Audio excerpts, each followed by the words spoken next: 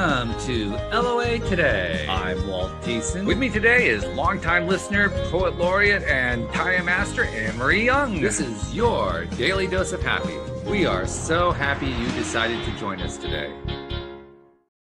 And actually, Anne-Marie can't join us today because it's her husband's birthday. She's going to be celebrating the day with him, so she'll be back next week. But I am joined today by Gina and Seth Horan, who have one of those stories to tell that starts off really terrifying and turns into really terrific. And it gets worse first. Well, it always does. That's the way these things go. There's a big dip, there's a crash and burn, then there's the recovery at the other side. And that's where, first of all, we learn the most and we have the most to share. And second of all, that's where we all feel better. So, it's a nice winning combination. But guys, welcome to the program. Thank you for joining me today. Thanks for having us. And Gina, I'm going to let you start by telling the story about, what we're all talking about here, because so far listeners have no idea other than if they read perhaps, the intro, but other than that, they have no idea what's going on. So tell everybody what happened to you. Well, that is a book-long story. Well, the 5-minute version. The 5-minute version would be, I started having some health symptoms that I was concerned about. And like most people, I sort of brushed them off and thought, I'll take care of this later. But then I started coughing up large quantities of fresh blood, and that was concerning. So I went in to see my primary care provider that week, and I told her what was going on. I showed her pictures of the bloody tissues just so she knew like the severity of this. And she told me, I think it's your anxiety.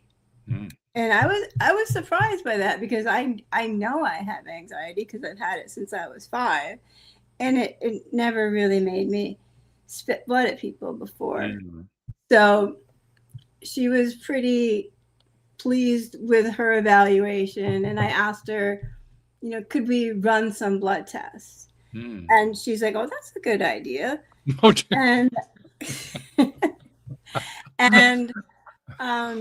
she did that. And by the time we were pulling into our driveway, the phone was ringing to say she wanted me to come in for a CT because she thought I might have a pulmonary embolism. Because I hadn't done really well on those labs.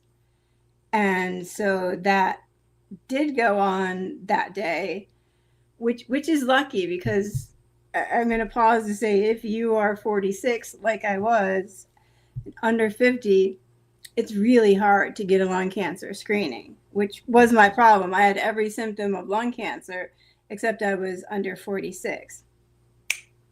Or under 50, sorry. So that was what kept me from getting it in the first place. So I went and got a CT, and she had me wait for the results there. And she actually called us into the receptionist cubicle, because she wasn't at the hospital we were at. She was at another one. And she told me it could be 7 or 8 different things. And what it looked like I had was a cloud of pneumonia. And then she asked to talk to my husband, and then we went home. And I started medication. This was Friday at 5, which I've warned people, don't do medicine Friday at 5. Bad. And Monday, so Friday and Monday, I wake up with the phone constantly ringing saying I have all these appointments to get checked for cancer. I suddenly have a thoracic surgeon. I have all these appointments, and I don't know what happened, because I was told I didn't have cancer, and all of a sudden I did. And so I started out I didn't know what to think, because it was anxiety, it wasn't cancer, and then it was. And well, to move forward, I couldn't get to the thoracic surgeon because I was too nervous. because he wanted to do a double lobectomy. So I went from not knowing what was wrong to really not knowing still what was wrong, but he was sure that taking 2 lobes of my lung out would fix it. And I didn't think it would. And so I kind of did not feel good about that option. And my saying that didn't really get heard. And so I was essentially dropped from care, because if you were going to put a fine point on it, it was get 2 lobes of your lung removed or nothing. And so I got the nothing. Wow. So, but they're working real well right now. So I'm glad to hear that, by the way. Listeners are as well. This is March by this point, and I'm starting to lose the ability to walk. I'm starting to see that my oxygen is no longer in a healthy range, and not knowing what else to do, we experimented with some alternative treatments, because I literally didn't know what else to do, because I didn't have an oncologist. I didn't have a doctor I could go to. And so we were going to try anything, because at that point, when I researched lung cancer, because at this point it hadn't been confirmed, because I hadn't had a biopsy. When I researched it, it said that there was no cure, and I wanted a cure. So I'm like, I'm not going to go and get a no cure, because I would like this to go away. Yeah. What's the point of going for it if you're not going to go for it? Yeah.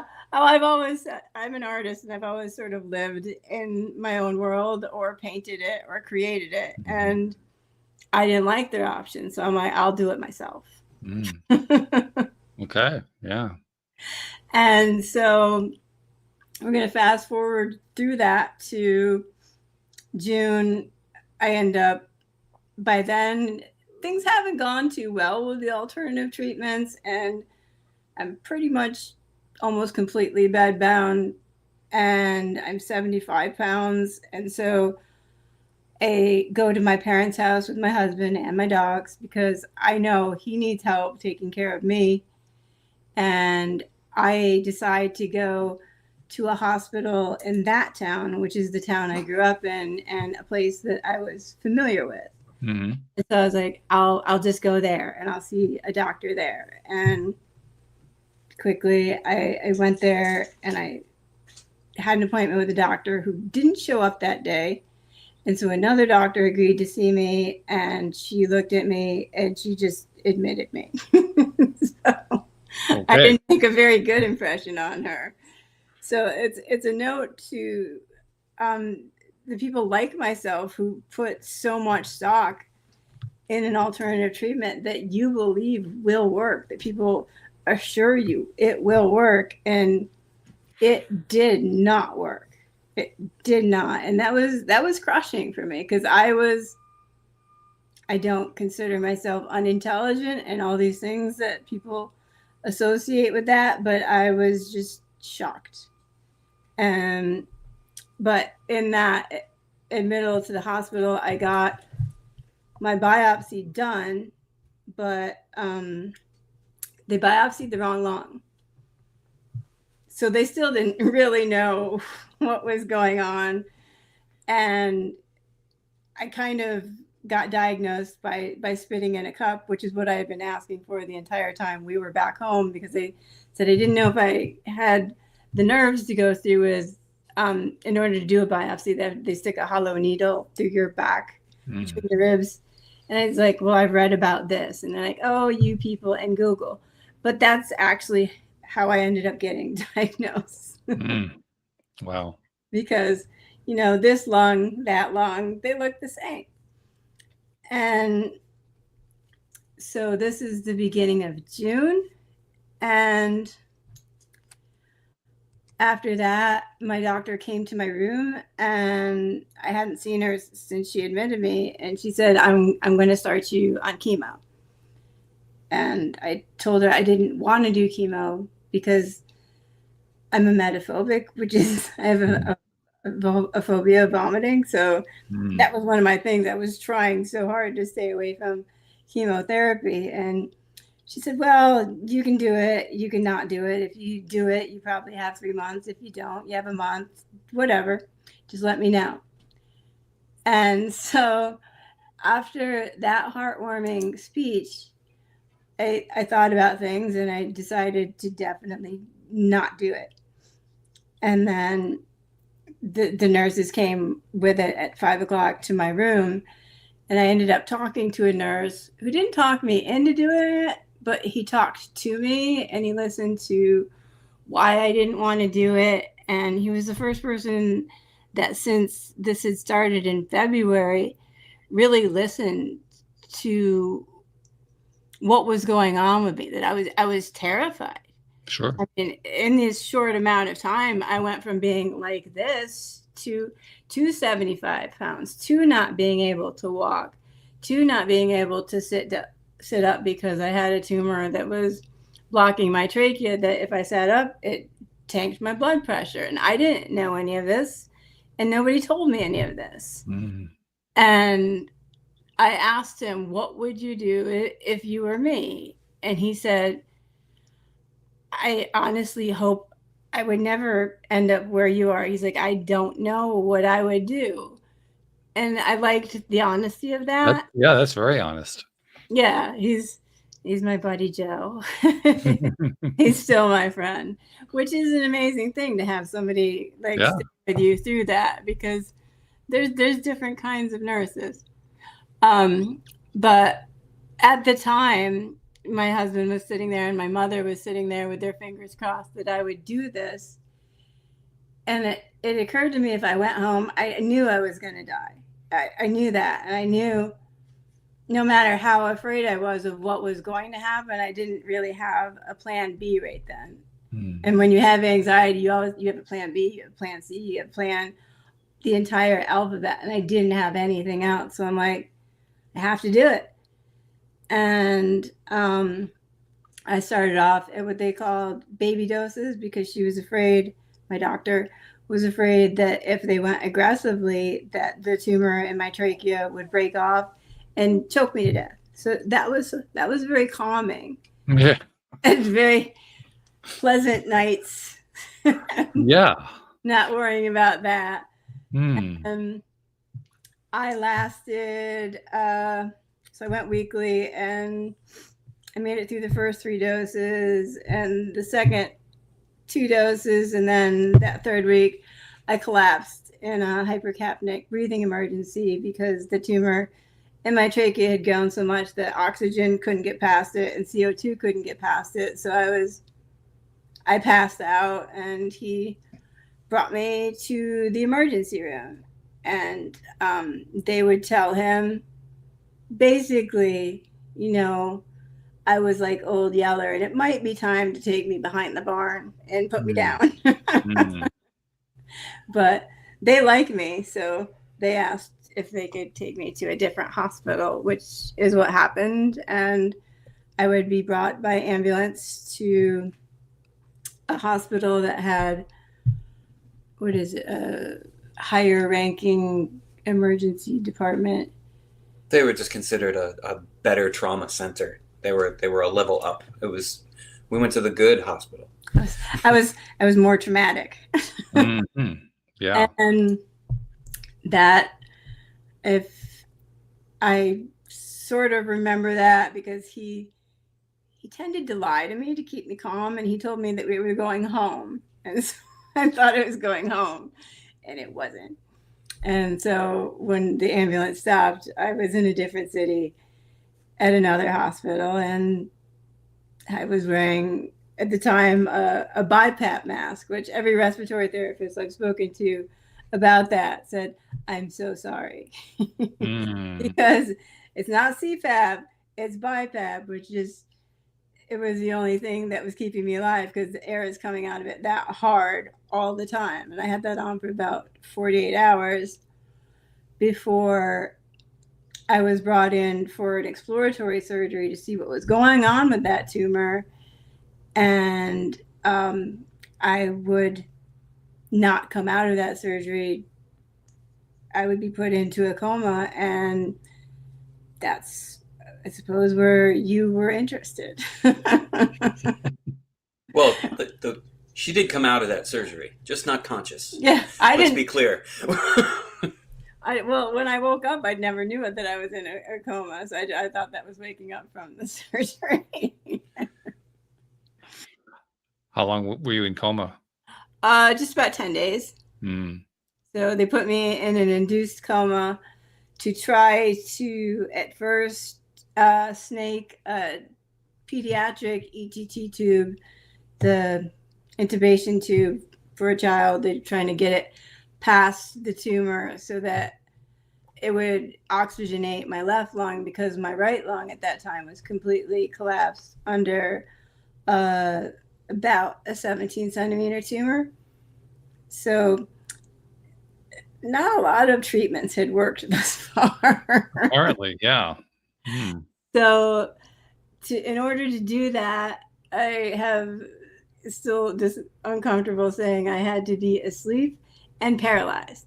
And this is where he comes in, because I now nap. I mean, we use black humor to talk about it a lot, because it was just such, it was just a bleak time. Oh, absolutely, sure. But she really was. I mean, she didn't move for 10 days, and during that time, it was me making her medical decisions, and it was, trying to figure out who to trust. Being approached by a new doc. It seemed like being approached by a new doctor every day, always trying to hear the same story, and you feel like nobody's talking to each other. You feel like you're in this big, big building of people who say we're here to help, and yet it's a really defenseless, helpless feeling. Because it felt like every day somebody would be coming in. It almost felt like they were trying to tell me what to do. Of course, they'll never tell you what to do, but at the same time, they were trying to sell their services in a way, in a strange sort of way. And oh my goodness, we've added somebody to the chat. Hello there. I didn't want people to think that was your stomach. Thank you for that. Well, we were never very serious people before this happened, so that didn't change. It was just probably good. The humor probably helped a lot. Levity, even. It made everyone uncomfortable. Well, you had to say goodbye to me like 3 times in that coma, didn't you? Well, that's where I was going. And in that 10 days, I was told, I mean, at least on 4 different occasions, this is it. Make your peace. She's not going to pull through. And I mean, for the sake of time, I'm not telling you every minute detail of each time to do this, but just hearing that once is one of the most traumatic things anyone will ever hear. Sure. This person in this position of authority looking you in the eye and telling you, it's time. I think you need to confront this. And that's something you really hope you never have to hear about anybody. But to hear it, to come past it and say, nothing, we're still everything good. Oh my God, dodged a bullet. Nope. Hey, we really think you need to sit down and hear this. And then over the span of 10 days to hear this repeatedly, it wears you down, and it's a trauma all unto itself. Sure. Anyway, I see you Groundhog's Day. It's so that. Long story short. She had some excellent care while she was unconscious, and I guess she lucked out and got some really great doctors who were good at what they did, and all these things that she was able to undergo while she was unconscious did a lot to save her life. And in retrospect, I guess it's a good thing she was asleep, because she never would have agreed to any of it had she been awake. But in part is because, like, when I was first admitted, every department was coming to my room to sort of audition because they wanted me to pick them to be the team that would try to go after this tumor. So at that time, I had something they wanted, and I talk about it in my book as the ungettable tumor. There's this friable tumor, which a friable tumor bleeds. So if you touch it, I might drown. If you don't touch it, it's going to grow over and cover 95% of my trachea. It doesn't take that long to get the rest of it, but it was inoperable. So how do you get it? And everybody wanted to try. So they were in it because it was a teaching hospital, and I was the belle of the ball for a little while until I became just another lung cancer patient. Well, that happened when she woke up. That was the second half of it. She was treated very well by excellent doctors while she was under, but it seemed like everything just happened to coincide all at once. Once she was brought out of the coma, there's a shift rotation. In hospitals they rotate the staff, and you never get to, we were there for a while. You don't get just one team the whole time. Mm-hmm. And what an about face. Like the care, when there was no hope, there were these hero doctors that went in to save this unconscious woman who was probably not going to make it. And then when she was miraculously revived and still alive, and there was this glimmer of hope, it's like they were all replaced by the doomsday crew who just were trying to. Are you familiar with Harry Potter? Mm-hmm. The Dementors. Oh, okay. That's what we were calling them, because it seemed like their only purpose in life was to just suck any hope or joy out of any room they entered. It was just. Well, it's not like there was much hope or joy, because when I woke up, as I said, A, I didn't know I'd been in a coma. B, I didn't know I was hooked to a vent. And C, I had no idea why I couldn't talk. And I would not be able to talk for the remainder of my stay in the ICU, except for a few hours on one day. So the rest of my stay, I am mute. And that's a level of hell I didn't know existed. And I really believe that affected my care more than anything else, because it depersonalized me and I became nothing. Because I woke up, I didn't know I had a trach and that it was attached to a vent. I didn't know that was breathing for me. So I'm fighting everything. And when I fight things, I get put in restraints and I have no idea what's happening. And I'm trying to talk and I don't understand why no words are coming out. And then the drugs start coming because you want your heart rate. And my heart rate can go pretty high.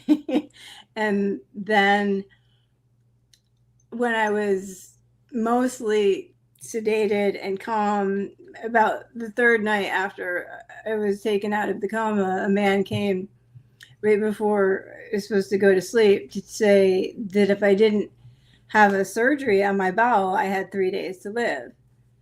So, ta-da! And this whole point, we were thinking, okay, the thing that was killing me, the thing that was insurmountable was this tumor. And when I woke up, it was gone.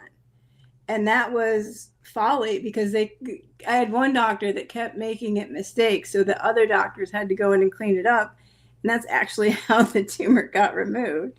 And I owe that guy a fruit basket, because he saved my life by, he was supposed to leave the children's tube in and put an adult tube on Monday. He was like, Friday at 5, let's just do it now.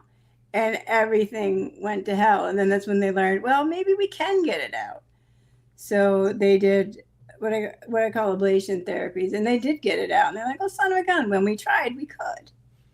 And so that's sort of like the underlying theme of my story. If you try, it might happen. So then I spent 3 days worrying that my gut is going to explode, because he said she's a bowel obstruction. All of a sudden, it's the most important thing in the world is this bowel. And then it's day 4, and I was like, what? But then they brought me in for surgery, and they found about 9 cancerous polyps in my small intestine. And they're like, well, that's it for her. Now to the weather. So, I mean, my nurse literally, she erased my treatment board in front of me. She said, you're stage 4. We don't treat you anymore. You're going to die. I was like, oh, always dying, never right. So that was about the 29th of July at this point, and I didn't get out of the ICU until August 9th. So every day from there on was just torture. I was not being fed. I was fed 4 times by NG tube in the 25 days I was in the ICU. So my weight dropped from 75 to 60 pounds. And NG tube is a tube they shove up your nose that goes into your. So there was that. There was a lot of bullying, a lot of patient abuse, because as I said, I couldn't walk, I couldn't talk, I couldn't do anything. And when I would try to tell my family this, they'd say it's the drugs. She's being fed. And I knew, like, the last 7 days I was there, they weren't even putting oxygen through my vent. I knew this. They didn't. That's really significant. And that's the thing that blows my mind. They had her on, you see it in movies. You see, it's rare to actually know what it's involved in having one of those trachs put into your neck. And to be told, this is the only thing keeping her alive. This is literally life support. This is the thing allowing her to get oxygen to her body. And to find out all it's doing, what they weren't telling us is they had it set to room air, which means it was just taking the air from the room. There's no concentrated oxygen. She could breathe. But what she could actually, sorry. Well, what had happened earlier was another nurse, because the nurses are the angels in this story. And in going to my bowel surgery, which they said she has this blocked bowel, she's going to explode. Sorry to your viewers, I pooped the entire way to this surgery because I was so nervous. And my nurse was like, if her bowel is blocked. Give him a moment, honey. It was tremendous. I had to ask for a whiteboard to write this down, and I have a whiteboard that says, "I'm pooping." I don't know if he goes to a commercial break or not, but well, you keep laughing because I was stoked because I'm like, I don't have to have the surgery because my bowel has never let me down when I'm nervous. Always gonna have to go, always. And I was like, it's awake. But no, they said she has to have the surgery because the room is booked in her name. And so later, I mean, that's how serious these rules are. Like, well, your bowel's not blocked, but the room's in your name. But I know there's some good news in here somewhere. I'm just kind of waiting for it. Well, that means you're following that. Well, the good news is I had a nurse who was interested in medicine and being a doctor, and that sort of piqued his curiosity. And then in taking me down through the hospital to the basement to get the surgery, he noticed he was going really fast and my respiratory therapist wasn't going as fast. And waiting for an elevator, he's staring at me and I'm looking at him and he's like, "You're breathing." And I nodded, but I had an ambu bag that I was breathing and it was going in and out, and she wasn't there with her little hand squeezing it. And he said, and I was like, he's like, "We were told you can't breathe, that your lungs no longer work." And so he took further interest in me from there. But at this point, that day and then the following days, he and the respiratory therapist, without my doctors knowing, would test to see how long I could go on room air without my oxygen dropping. So during all this time, later on, when they were thinking they were hurting me, I knew that my saturation was 95% on room air because of him. This nurse that was banned from the floor I was on because they said he got too attached to a patient. God. That's why you gotta laugh or you're just gonna cry.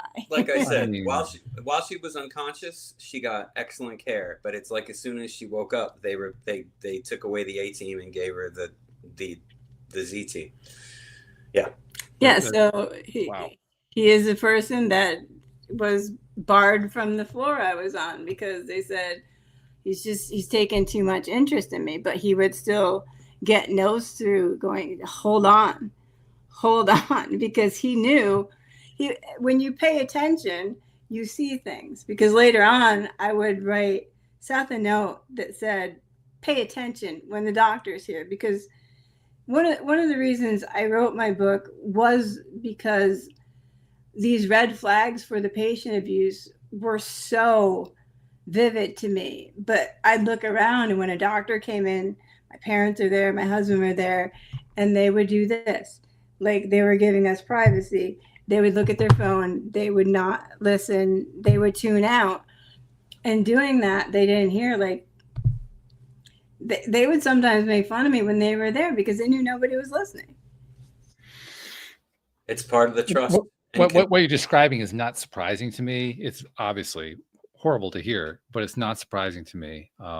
My father passed in 2008 from symptoms related to Parkinson's disease.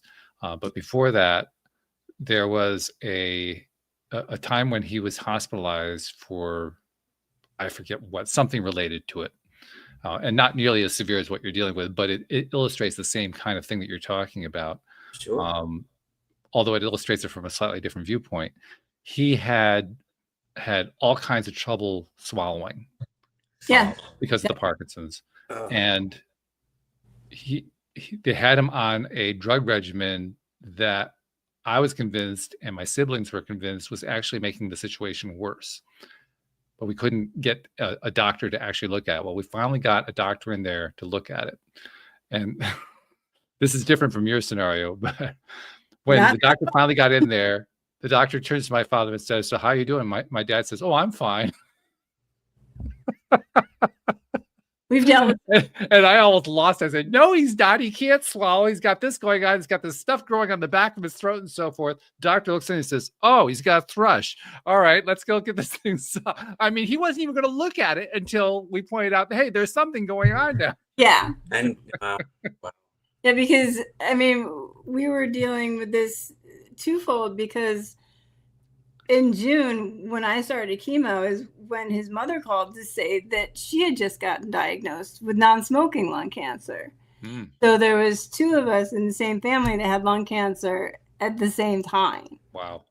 And so, but she was still absolutely herself. And I was a grade 4. So I just went straight down. But I mean, your swallow story reminded me of that was why I had the trach. They said, "Oh, she can't eat by mouth," because these orders started coming in from all my other doctors who they're very good at writing notes, but they couldn't quite make it to my room. Like in my entire 25 days there, I had 4 oncologists. I met 0 of them. I've never seen them. So they said, "Well, she needs to eat by mouth." Well, we need to do the swallow test. We need to do the swallow test. You need to do the swallow. They showed up to do the swallow test at the same time as the gurney to take me to hospice. Oh, lovely. So they've been promising it for a week, and as she was being discharged, we actually thought the footsteps coming down the hall must be the swallow test. It was the gurney to take her home. Yeah, they wanted me to do the swallow test after I had signed my discharge papers. I was of course, yes. But that ended up saving my life because when I left, they didn't know if I could swallow. So it's sort of bopping around in the story of just talking about the tragic areas of it. But I watched this fight between him and my hospice team about whether or not it would be life-saving measure to give me saline or which is crueler, to let her dehydrate or to give her the saline. And I'm just, this whole time, like I said, I knew what was going on because I had heard my doctor say a few days in a row while he did his stand-up comedy about how I was dying, he would say, she's starving to death. And he would go into how the fluids I was on were going to flood my kidneys and I would die from organ failure. He thought this was hysterical.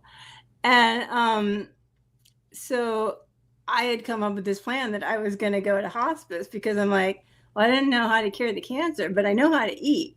So I just got to get out of here. So there are almost no words after a while. He is a man that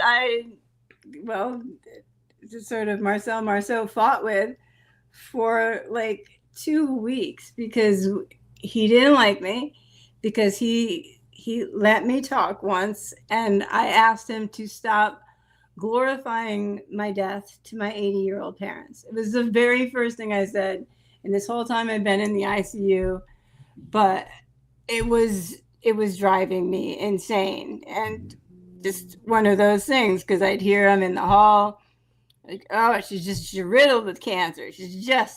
It's like, I'm going to go out in a blaze of glorious cancer. And then I'd wonder like who he's talking to and see my mom walk in white as a sheet. And I'm like, no. So my error was to ask him not to do that, which he took as, I will kill you. Yeah, I get what you're saying, and I get the black humor of it.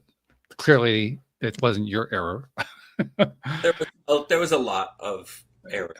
There were definitely a lot of errors. But the long shot of it was she agreed. She learned to agree with everything they said and convinced at least her parents. I wasn't really sure what was going on, but basically said, let's go home on hospice. Let me go home on hospice. Tell them you'll take care of me if we just go back to our house and let me get out of here so that I can get well. And I was thinking at the time, either she's absolutely right. This is something, I've just missed something this whole time and she's going to live. Or this is just, she's crazy, she's delusional, and this is her last wish. So I said, okay, I'll take care of her. Let's bring her home on hospice. Because there was a few very scary days where I knew I was dying very quickly by then, because at 60 pounds, you just... Sure. Yeah, that's, yeah.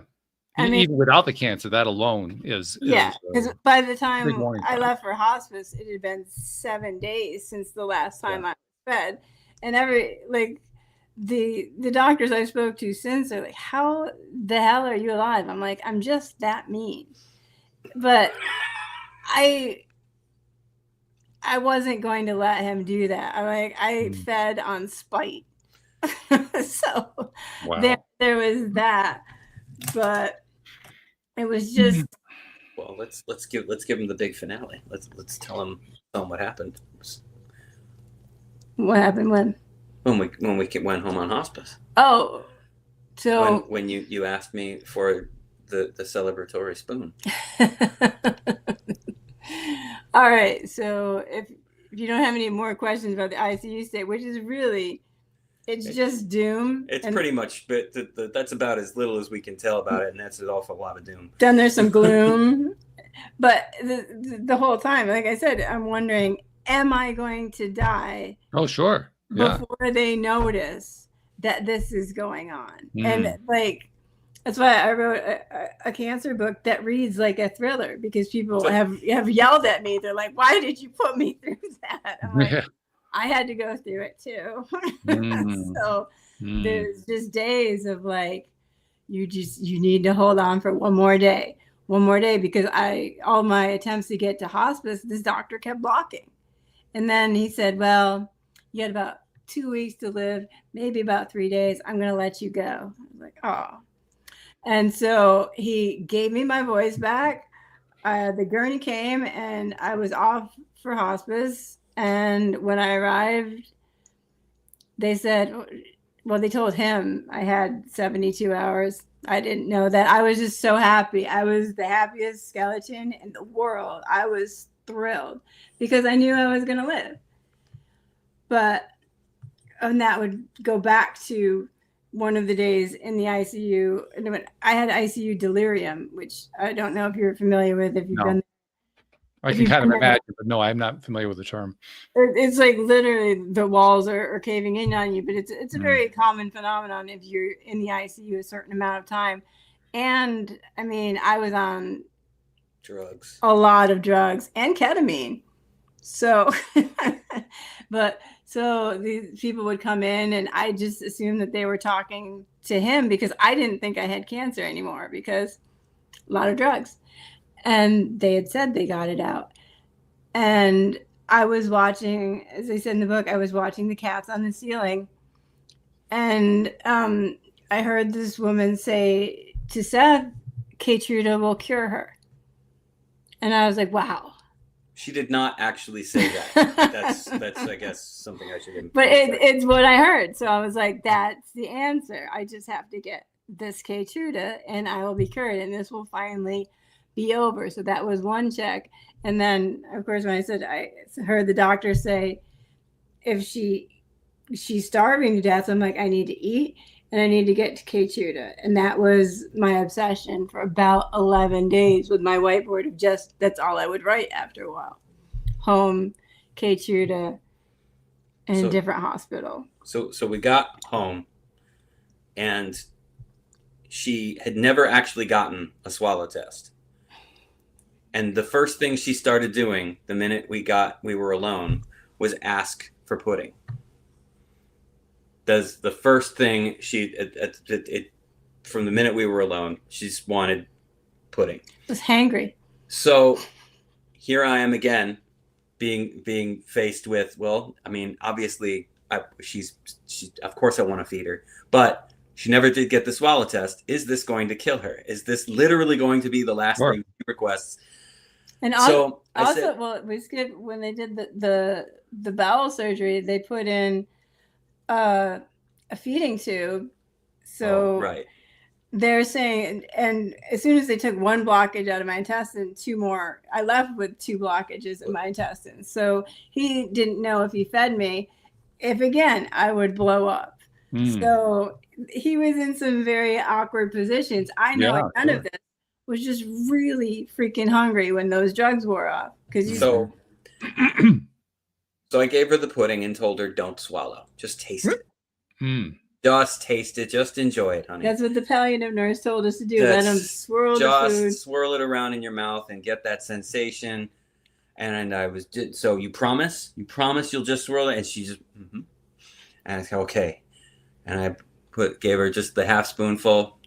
And she swirled it around and then opened her mouth and stuck out her tongue to show me that she swallowed it.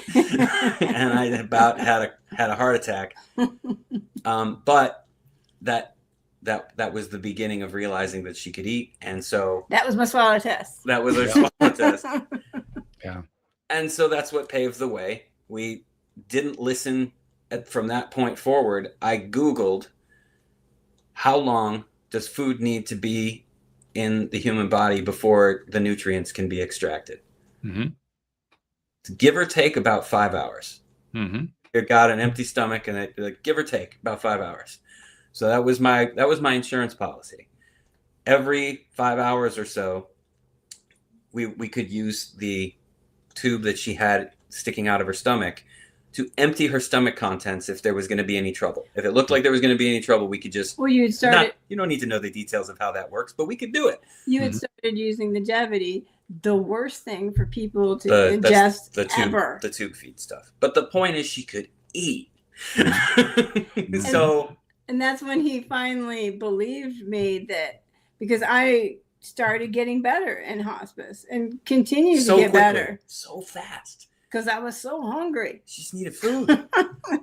And the food built her up to the point where before a month, we were able to get back to her oncologist. And we stayed in hospice 6 days. Yeah, we were only in hospice for 6 days. I ran away from hospice. It's all right. They charged me for 6 weeks. And then, I mean, if you wanted to wrap it up quick, I stayed in hospice 6 days. I waited 9 days to go back to my not original, but the doctor that told me I had a month or 3 months. Begged her for Keytruda. Begged. She said no. Begged for an hour as a 60-pound person who couldn't even hold themselves in a wheelchair. And she finally said, okay, to get me to go away. I had my first infusion August 29th, 2019. So I was diagnosed February 15th, 2019. I started August 29th, 2019. 15 days later, the 17-centimeter tumor on my right lung is already gone. Wow. The lobes are working. The lung is working again. Get reinflated. So a few weeks later, stand walking. Within 3 months, the first restaging scan, I had gained 50 pounds. All the cancer was gone. And we were happy. The doctors less so. People always think like your doctors must have been so thrilled. They don't. No, it doesn't fit their idea about how it should go, and it throws them off. Oh, that still goes on. I'm like, well, maybe I'll get hit by a bus. Because my doctor did this for years because I was so excited. And she's like, it's going to come back. It's going to come back. Mm-hmm. She's like, I've seen this time and time again. And later I realized, no, she hadn't. She hadn't had solo Keytruda patients. And we've been looking. We have been looking I believe it. Yeah. for other patients who've gone through a similar sort of timeline with a similar sort of treatment, and we can't find any. I mean, the first time I went to this cancer center and I walked in, it was the first time I ever walked in. It was Halloween, and I had a nurse drop to her knees and grab her cross. Like, I'm someone who had to have their photos retaken to get into places because they're like, you don't look like that anymore. So it was a real opportunity for other people to see what was possible. And that's why, like, I never wanted to write a book about my story, but I wanted people to see that there was hope, because as you see, we're idiots. We are absolute idiots. He's a bass player. I'm an artist. And once you run away from hospice, they don't give you help. Like, we're my PT. We're my respiratory therapy. We were everything because we weren't given those things. That dog is my therapist. And he is excellent. So I'll tell you something. I mean, anybody who's been listening to this story, all the listeners who've been listening, I'm sure are blown away by it. I have only one thing that I've heard so far that it just rubs me the wrong way. And that's where you say that you're idiots. Because you're far from idiots. Well, thank you. I also call myself the smartest man in the world. So. Yeah, well, that's probably closer to the truth. Yeah. I mean, it's still amazing to me that you went through all this. I do have a couple questions. You mentioned earlier you tried the alternative treatments. I know there are going to be listeners who are interested in that. What did you try? I tried keto. I did the ketogenic diet. Mm-hmm. Yeah, I couldn't walk, so it's not like I tried it. I just didn't have a choice. It's what he brought me. I did Rick Simpson oil because I watched a movie put out by Ricky Lake called Weed the People, and now I'm not talking to Ricky Lake because she lied. So. The cannabis oil was supposed to go, was this whole protocol that we read about that was, you're supposed to do the ketogenic diet, no sugar, starve the cancer is the whole buzzword there. And the idea is that the cannabis oil will take care of the cancer, and at the same time you'll starve it because cancer needs sugar to grow. And it turns out none of this is actually true. Mm-hmm. Yeah, the big things right now are, it's a drug called fenbenzidol, which is a dog dewormer. His mother did that. And then just as she was starting to turn the corner to get better, my mother was also diagnosed. She mentioned that somewhere in there. Yeah. And my mother called to say, "Got to tell you about this miracle cure that I'm trying." Okay, sure. What? And it's this Panicure, the stuff they use It's what we gave this little one when he was just a puppy. It's dewormer, and there's this whole movement about it on the internet and everywhere. This drug will, because it's an anti-parasitic. ... No, that doesn't. It doesn't reason out. There's this whole irrational movement of people saying that this will cure cancer. It's a movement started by a man called Joe Tippins, who wrote out everything he did. And he and I did very similar things, which include, we both had 3 months of Keytruda. Only I always say I did. And he really says he doesn't talk about that. And people don't think 3 months of immunotherapy would make all his cancer go away, because that's the thing. And how he gets people is his cancer did go away. And they're like, it can't be this drug that he only took for 3 months. I'm like, it did for me. So it's a long con. And now, because there's also ivermectin, which cures everything, it cures cancer too, which is not, it's a thing. I hope enough people have realized how sarcastic you are that you're not being serious right now. Well, I've been an end-stage cancer advocate for about 5 years, and I've worked with so many people, and I have seen them die from everything. And that's, I think, why people talk to me is, I'm not a big fan of chemo, but I'm not a big fan of other things too. And so I'm not on one side or the other, because if I talk about Keytruda, I'm called a shill. And I'm like, no, if Keytruda would have given me money, then I would be a shill. They didn't, so then I would just be stupid for advertising. So let's clarify the point here, because you do have the sarcastic side, and the sarcastic side is go around the end, and so it can be a little bit hard to follow sometimes. So I'm going to just pinpoint it right now. Yeah. What do you attribute your recovery to? Keytruda. Okay. I attribute the speed to the ablation therapies that I had in the ICU. While she was in coma, yeah. Because that works in a certain way. It brings all the fast-growing cells out to heal something. And when they're out like that, a drug like Keytruda can just go in and sweep. I mean, because I've seen other Keytruda success stories, and they weren't, nothing as fast as a 17-centimeter tumor in 15 days. Okay. And for people who are not familiar with it, describe it in layman's terms, because that's what you are. You know, what is this Keytruda? Tell us what it is. It is immunotherapy. Thanks. It is immunotherapy, and it is targeted cancer therapy, where it comes in little 10 milliliter packages that you get an IV for 30 minutes. That's it. And in it teaches your own immune system to be able to see cancer cells by being able to sort of highlight a protein called PD-L1, which is very common in some cancers, and it's something that they check for. And so it's like a cold now that your immune system can actually see, because cancer becomes cancer when it goes above this gradient that your immune system can't see, immune system can see. Like, we have hundreds of cancers in our lifetime that our immune system just wipes out and takes care of. Mm-hmm. But a cancer becomes a tumor when it's not caught, and then it just starts growing and growing and growing. But the Keytruda allows your own T cells to see it and kill it, just like any other sort of virus or something like that. Okay. All right. And the book that you've alluded to a number of times, it's called The Dead Girl's Guide to Terminal Cancer.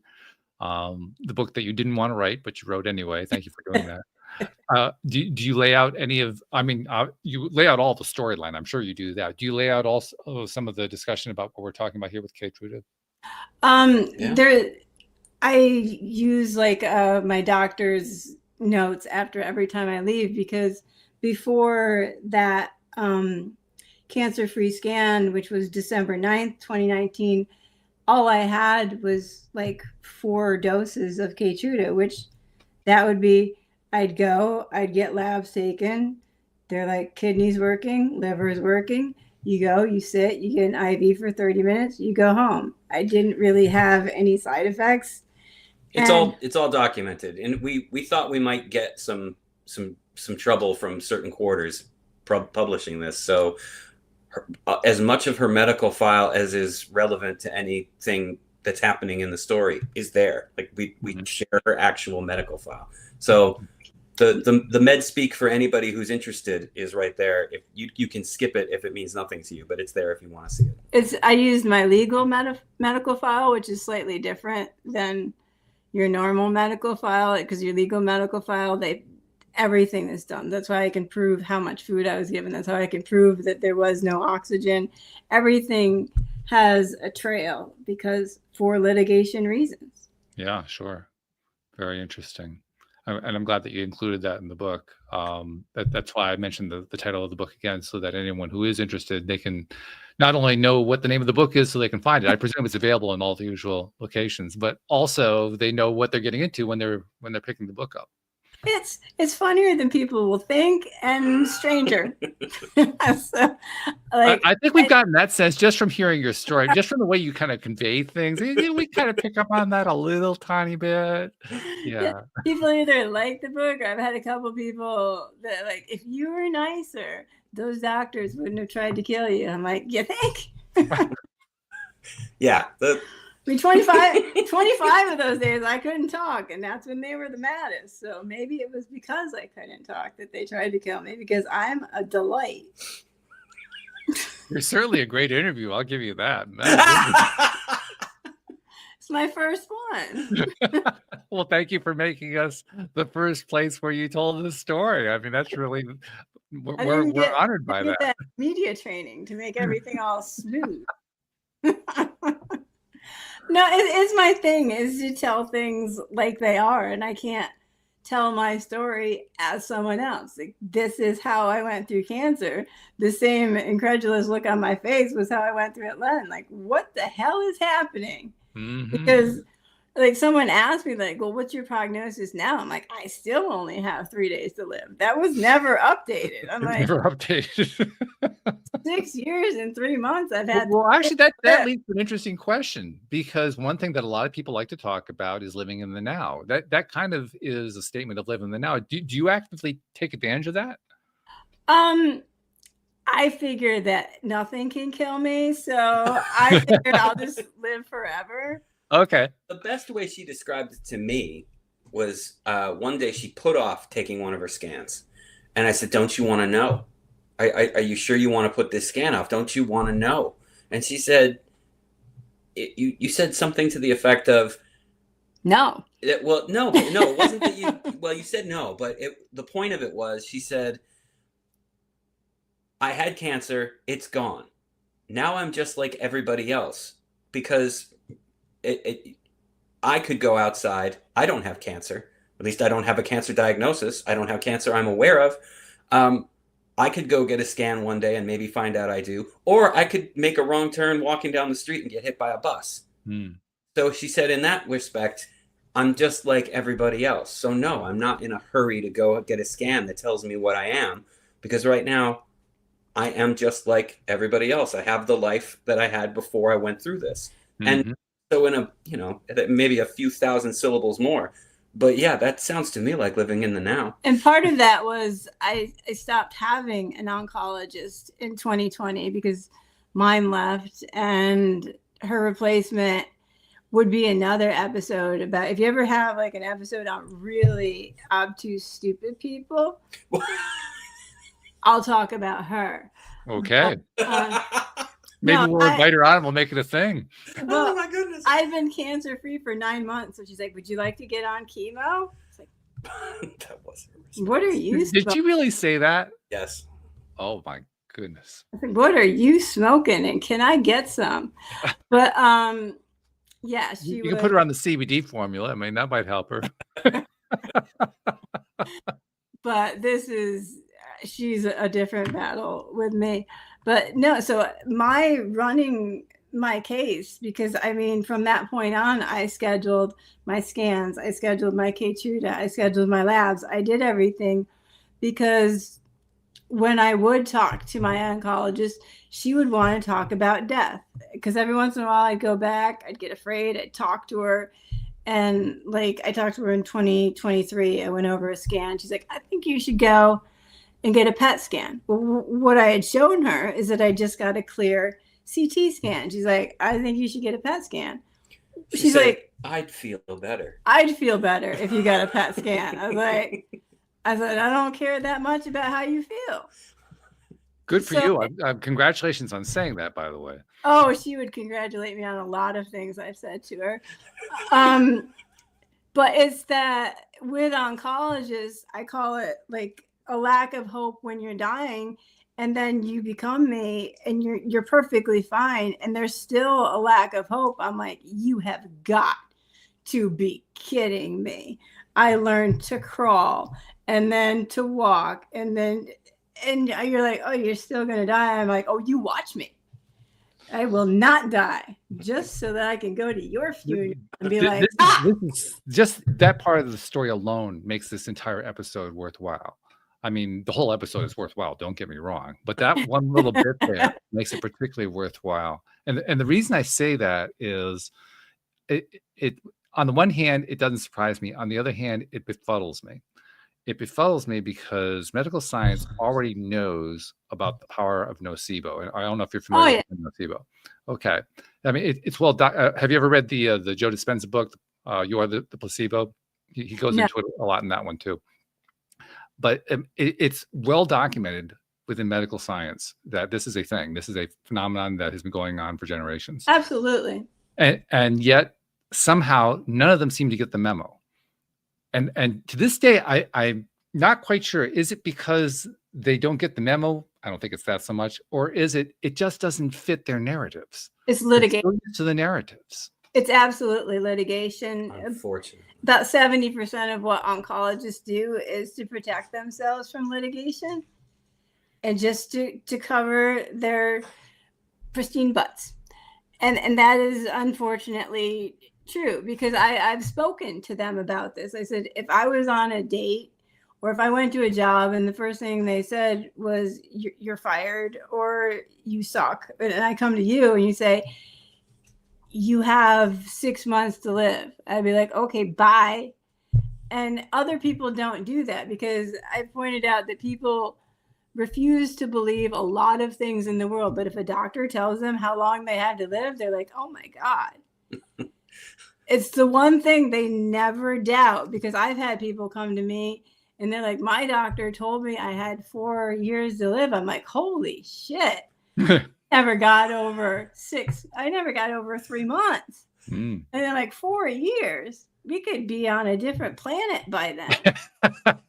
I'm like, you don't think anything? They're like, oh, they want me to start getting ready. He asked me once to get myself ready in the ICU, and I wrote, burn it all.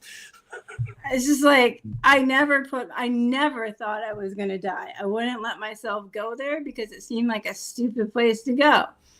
Because I was 46 years old, and it's like, it's in my notes. Like, patient says she's 46 years old and is too young to die. That is in your notes. They put me in therapy in the ICU with a therapist who was supposed to convince me I was going to die, but did not notice.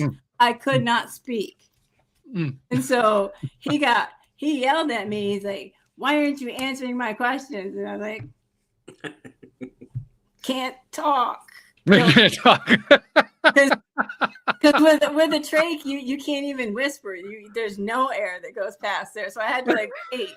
So I just like I did this with a few doctors. I would just put my hand up and like waiting for them to notice me. Like, and sometimes you'd wait a minute. So they would so then they learned to come in and just start talking to Seth. I'm like, I'll just be over here because I'm busy anyway. I mean, that is how I became like, well, I didn't become sarcastic in the ICU. Now I don't even think I could get you to believe that. Let's just say you developed the skill. How about that? I kept my sense of humor, because if I didn't, I don't know, without the ability to throw things at people, I don't know what I could have done.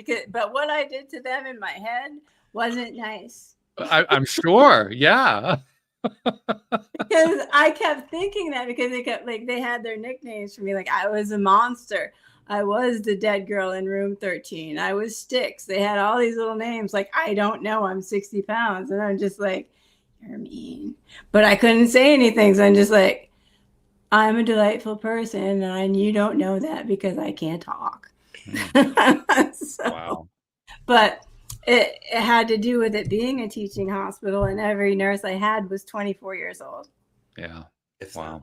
So they didn't have the life experience to deal with that sort of illness. So they turned into a version of me where it wasn't happening. Like, put this way, when COVID hit, my nursing floor, like 60 of them got arrested for having a party during the first week of lockdown. That's true. Like, that's so we saw that in lab. So for nurses, I say there's paycheck nurses, and I say there's patient nurses. And if you get a patient nurse, someone who has a calling to care for people and to look after them, you'll see it immediately. You grab onto them. You never let go of them. Yeah. I'm still friends with most of mine, but the paycheck nurses, you just sort of make yourself small, and you're like, those are the ones that kept yelling at me about my veins. Your stupid veins. I'm like, sorry. like I'm supposed to be like, are you having a bad day? at the very least, yes. Once I got a little better, I started doing that. I'm like, I got terminal cancer. How's your day? Well, my day just got a whole lot better. Right? Like, I couldn't find parking. Aww. Hey, Gina and Beth and Seth, thank you so much for sharing the story and for writing the book and for starting this path. I mean, we're honored that we're the first place that you're telling your story, and I'm sure you're going to continue to tell it. Well, you're probably the only one that can deal with me. That comes from 13 years of practice. I mean, I've done over 2,000 episodes. After a while, you get kind of good at it. So you might have to have me on every week. We'll do a little comedy. Well, it's like anything else. Even if you had somebody on like that every single week, you still find ways to do what you do, which is to turn it into humor, to turn it into something that you can feel good about rather than just being constantly weighed down by it. Yeah, but at the same time, there is a very serious message that there is. I came back from nothing. I mean, the list in the ICU, I had sepsis. I was septic. When I left, I had pneumonia in my only working lung. I was dying. And to come back from that, it was easy. I mean, compared to what I had been through to get there. Yeah, sure. Because if I stop and think, on that February 15th, I could have been given Keytruda that day and not had to go through any of it, I'd lose my mind. Because if I went through the same thing today, I still couldn't get Keytruda first because the FDA says it doesn't work. Yeah. I have two other things I wanted to bring up. First, do you like receiving contact from people who are going through something similar or who are looking for advice or ideas or anything? Do you welcome that kind of contact? I've been doing it for 6 years, so bring it. Okay. You want to give listeners an idea of if there's a listener who's interested in reaching out, how do they find you?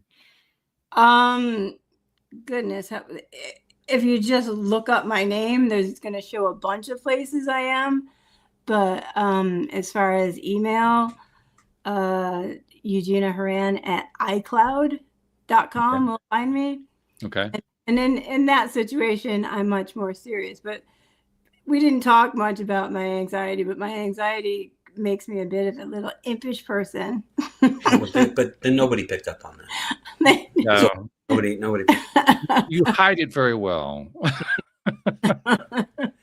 There is actually one other thing that I want to bring up. This is something I do with all the guests, but it's really particularly important here. Because like you said, you've been doing this for 6 years now. You've been talking to people, in whatever capacity you could talk to people to help them understand what's going on. And of course, we now live in the 21st century where we can now use internet to help make that possible, to connect with other people and so forth. And as you continue to do other podcasts, I'm sure this is only the first. You're going to be doing other podcasts. You're going to do other kinds of outreach as well.